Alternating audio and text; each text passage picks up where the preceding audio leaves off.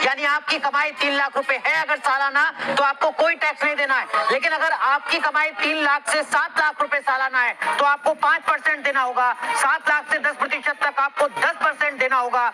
10 लाख से 12 लाख तक आपको 15% टैक्स देना होगा। अगर आपकी टैक्सेबल इनकम 12 लाख से 15 लाख बैठती है तो आपको 20% रिटर्न देना होगा। लेकिन अगर 15 लाख से ज्यादा आपकी टैक्सेबल इनकम बैठती है तो फिर आपको टैक्स 30% देना होगा।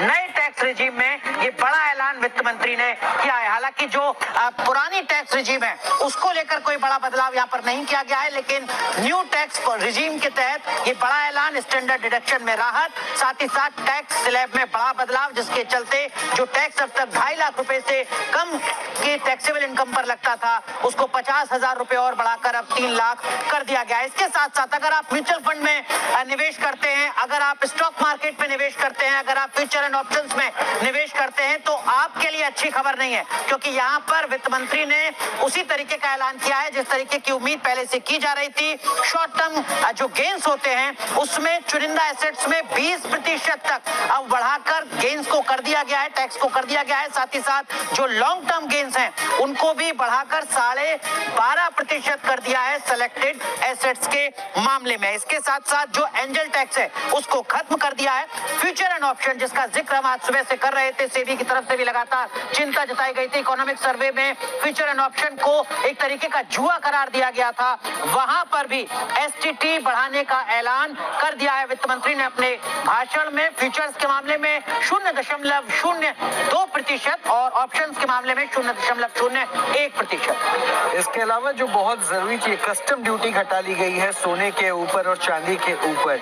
अलावा इसके देखिए युवाओं के लिए बहुत सारे रोजगार सृजन के उपाय किए गए। इंटर्नशिप तक की व्यवस्था करने के लिए सरकार ने व्यवस्था करने के उस प्रोविजन के ऊपर चर्चा की है।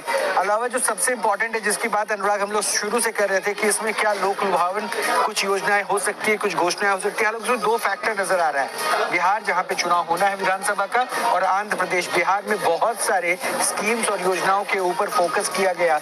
गया में कई कॉरिडोर्स बनाने की बात की गई, 2 एक्सप्रेस वे बिहार में बनाने की बात कही गई है। पटना, पूर्णिया, वैशाली, बोध गया, तो ये है। और अलावा इसके आंध्र प्रदेश को इकोनॉमिकल हेल्प दिया गया है कि राजधानी के लिए 15,000 करोड़ रुपए दिया गया है। तो इस हिसाब से देखें तो जो इनके 2 अलायंस हैं, चंद्रबाबू नायडू और नीतीश कुमार, इन दोनों को कहीं ना कहीं ये माना जाए कि साथ रखने की कोशिश इस बजट में कम से कम। बिल्कुल रोहित, ये हो सकता है कि विपक्ष इस बजट को सरकार बचाओ